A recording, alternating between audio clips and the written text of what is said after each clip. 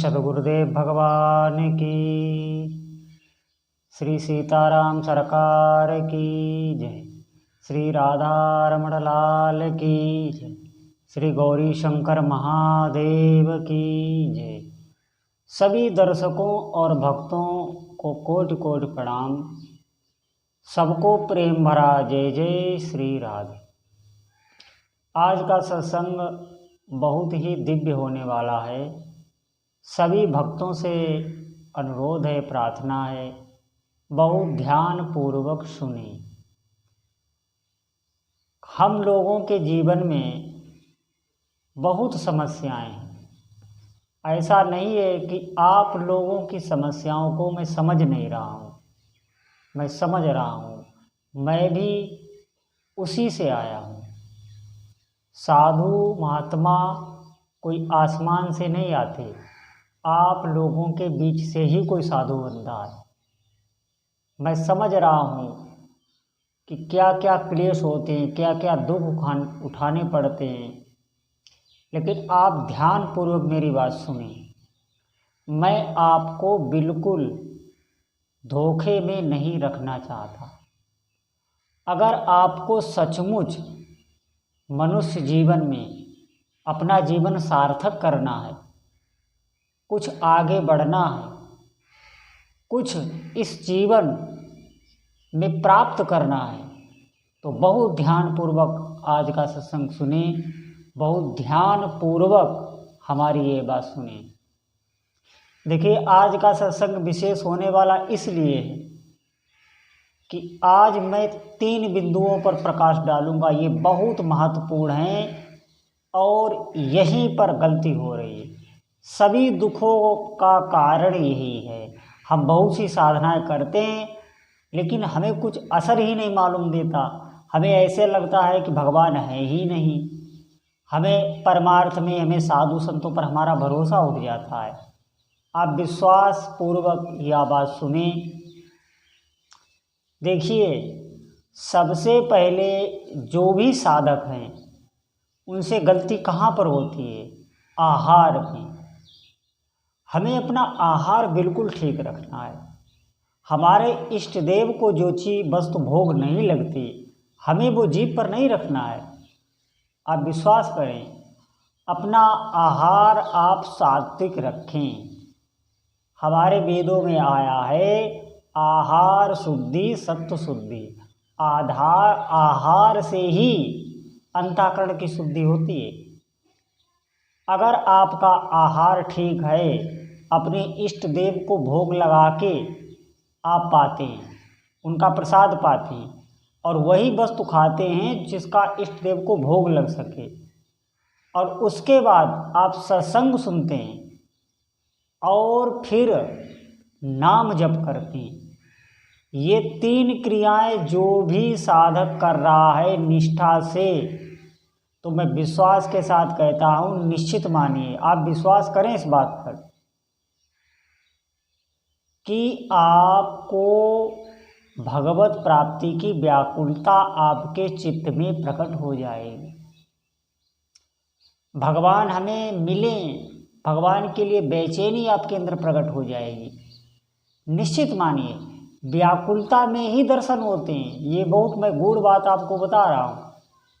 जब आपके हृदय में अपने इष्ट देव को देखने की व्याकुलता छटपटाने लगेगी, तो आप समझो विशेष कृपा इष्ट देव की आप पर हो। बहुत ऊंचाई पर जब साधक पहुंचता है तो ये व्याकुलता आती है, और ये आती तभी है जब आपका आहार शुद्ध हो, आप साधु संग कर रहे हो और नाम जप कर रहे हो। इतनी जल्दी आपका अंतःकरण पवित्र होगा। और एक बात सुनिए, आपकी सुरक्षा का भार फिर आपके इष्ट देव पर हो जाता है, क्योंकि यही शरणागति का पूर्ण रहस्य मैंने आपको बता दिया। शरणागति का रहस्य यही है कि हम वही आहार ले रहे हैं जो हमारे इष्ट देव को भोग लग सकता है। जिन वस्तुओं का भोग नहीं लगता वो आहार हम नहीं लेते, और उनको भोग लगा के हम पाते हैं। यहाँ तक कि जल भी हम ग्रहण करते हैं तो अपने इष्ट देव को समर्पित करके जल ग्रहण करते हैं। अगर उनकी छवि के आगे हम नहीं जा सकते तो हम वहीं से बैठे बैठे उनको समर्पित कर देते हैं, उसके बाद हम जल पाते हैं। और आप सत्संग सुन रहे हैं रोज, सत्संग सुनने का मतलब ही साधु संग होता है। और अपने इष्ट देव का नाम जिह्वा से आप निरंतर रट रहे हैं, तो निश्चित विश्वास के साथ आप बिल्कुल निर्भय हो जाओ। आपकी पूरी जिम्मेवारी आपके इष्ट देव पर हो जाती है और आपका आंतरिक संबंध भी इष्ट देव से हो जाता है। फिर प्रार्थना यहाँ जबान से नहीं निकलती, फिर प्रार्थना यहाँ से निकलती है। अब बात मानिए, वो सीधे इष्ट देव तक पहुँचती है। एक ही पुकार अगर साधक कर देता है तो तुरंत उस पुकार पर कार्रवाई हो जाती है। बात मानिए आप, अगर ऐसे साधक का हृदय व्याकुल हो जाता है तो उससे ज़्यादा उसके इष्ट देव का हृदय व्याकुल हो जाता है, क्योंकि इष्ट देव जानते हैं कि अब ये मेरा शरणापन्न हो गया है, ये वही आहार कर रहा है जो मुझे भोग लगता है, मुझे पवा के ही पा रहा है, मेरा नाम जब निरंतर रट रहा है, साधु संग कर रहा है, ये सब वो देख रहे हैं, वो आपकी पूरी पूरी दिनचर्या देख रहे हैं। फिर आपके अंदर इष्ट देव के प्रति आसक्ति उत्पन्न हो जाती है। आसक्ति के बाद ही व्याकुलता आ जाती है कि मुझे दर्शन हो, मुझे इष्ट देव का अब सानिध्य चाहिए, अब मुझे इस संसार में कुछ नहीं चाहिए। बिल्कुल निश्चित मानिए, वो निर्भय हो जाता है, निशंक हो जाता है, कोई भी भय नहीं रहता उसको, और उसके जीवन में अपार अद्भुत आनंद की प्राप्ति होने लगती। उस आनंद को कोई बता नहीं सकता, वो वाणी का विषय नहीं है, वो अनुभव गम्य है। पल पल कभी कभी वो हंसने लगता है, कभी कभी वो रोने लगता है, और उसकी विचित्र दशा होती है। उसको देखकर सब प्रसन्न होते हैं और सब यही चाहते हैं कि ये यहीं रहे, ये जाए ना। निश्चित मानिए, ऐसी ऐसी दशाएं, विचित्र दशाएं साधक के अंदर आने लगती हैं, क्योंकि इष्ट देव की पूर्ण कृपा उसको प्राप्त हो जाती है। और अधिकतर साधक क्या करते हैं, मनमानी से ही काम बिगड़ता है। हम भगवान का भजन तो कर रहे हैं, लेकिन हम उन चीज़ों को नहीं त्याग रहे हैं जो हमारे इष्ट देव के विपरीत हैं। हम छल कपट कर रहे हैं, हम वाणी से, उसी वाणी से नाम जप तो करते हैं, लेकिन उसी वाणी से हम झूठ भी बहुत बोलते हैं। उसी वाणी से हम ऐसे ऐसे पदार्थों का सेवन करते हैं जो निषिद्ध है, शास्त्रों में जिनको निषिद्ध बताया गया है, जिनका इष्ट देव को भोग नहीं लगता। तो फिर मैं ये नहीं कहूँगा कि आपका जप व्यर्थ जा रहा है, एक एक नाम भी आपका व्यर्थ नहीं जा रहा है, लेकिन फिर इसमें समय लगेगा। आप समझें, मनुष्य जीवन बहुत दुर्लभ है, हमें इतना इंतजार क्यों करना। अगर आपको शीघ्रता से लाभ चाहिए तो आप इस बात को विश्वास करके इसे अपना लें कि हम वही आहार लेंगे जो हमारे इष्ट देव को भोग लगता है, और उनको पवाने के बाद ही हम पाएंगे। और नित्य सत्संग सुनेंगे और नाम जप करेंगे। सब कार्य करते हुए भी ये अभ्यास किया जा सकता है।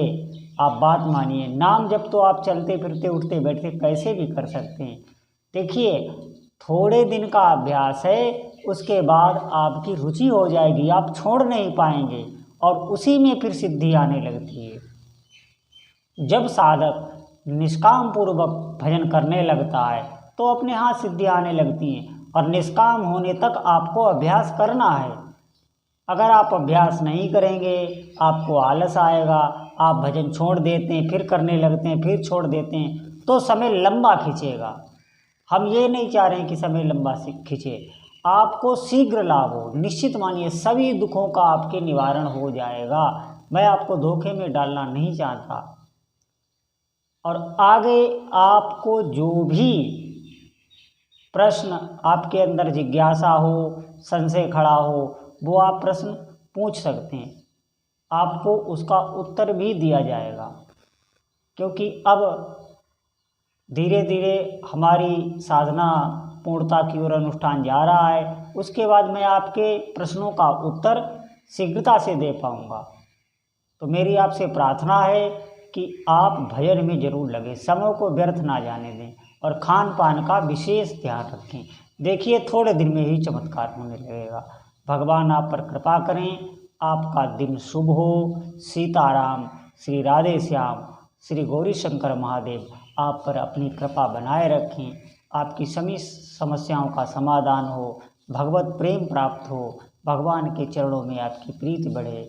बोलो जय जय श्री सीताराम।